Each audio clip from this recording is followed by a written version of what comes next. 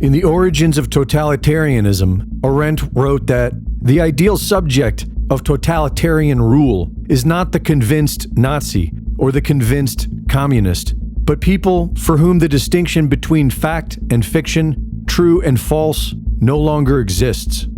Daniel Kahneman's dual process theory identifies two cognitive systems of the human mind. System 1 is fast, automatic, and emotional, whereas System 2 is slow, deliberate, and logical. You can experience this right now. Perform a true or false test, and you'll activate your System 1. Perform a multiple choice test, and you'll activate your System 2. When the human mind is confronted with binary choices, System 1 handles the decision processing with its automatic emotional response, and it never gets any further analysis. System 1 goes back to our most basic survival instincts, and it is good for processing binary choices such as fight or flight, edible or toxic, alive or dead, but it is not suitable for processing complex issues. This is what System 2 is for.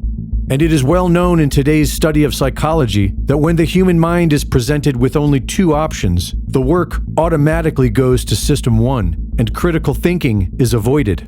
The purpose for having these two cognitive systems is efficiency. Once the brain recognizes a binary choice, it reduces cognitive load to a minimum by sending it to System 1. And when cognitive load is at a minimum, people are even more susceptible to external persuasion and group mind. The key to successfully controlling people is to keep them in this binary world so that their critical thinking is rarely, if ever, engaged. And this is best done by keeping them emotional. Both anger and fear will do the job.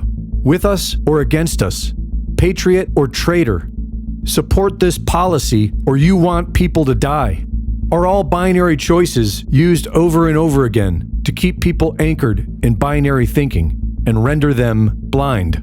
Published experiments will tell you that when humans are reminded of their mortality or of any existential threat, they will cling more tightly to their beliefs and their worldview and become more hostile to those who challenge it. This is why political discourse uses apocalyptic language. It is understood in psychology that people's beliefs will strengthen when they are attacked. This is called attitude entrenchment.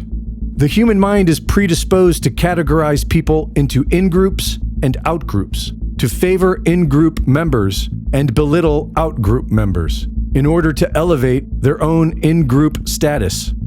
And it is known that it takes very little to activate this tribalism. Some experiments have used a simple coin flip to steer people towards in-group acceptance. This innate human tribalism has been weaponized through politically constructed binaries that were designed to both divide people and to make them see the world however the designers want them to.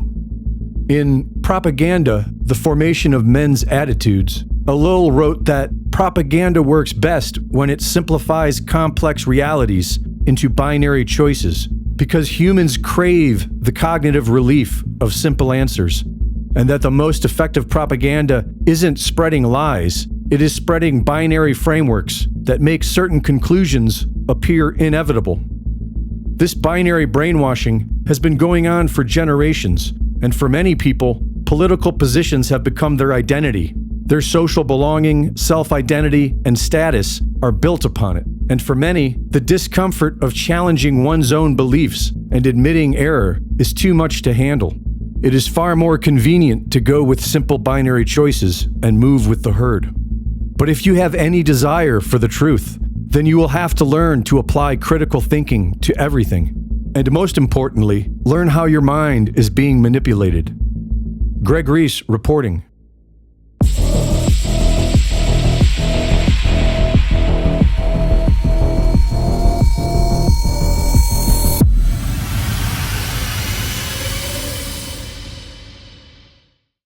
The Reese Report is now fully funded by my Substack subscribers. Subscribe today and support my work at gregreese.substack.com.